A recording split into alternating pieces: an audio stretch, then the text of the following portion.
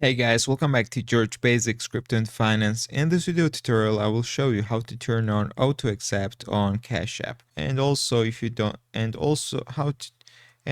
you don't have this feature, I will show you what you can do to activate it, guys. So first of all, you need to click the profile icon on the top right, scroll a little bit down, and you will see Security and Privacy.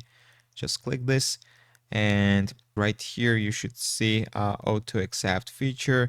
Unlock the app, move money, and here will be auto accept, guys. To turn auto accept on, you need to first of all set the security lock, and you need to set the Cash App pin, guys. But as you can see, I don't have this feature, and also if you don't have this feature, I will show you the solution how to have it.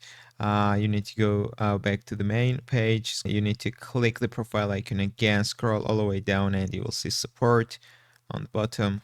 Just click it and scroll down, and you will see contact us, chat.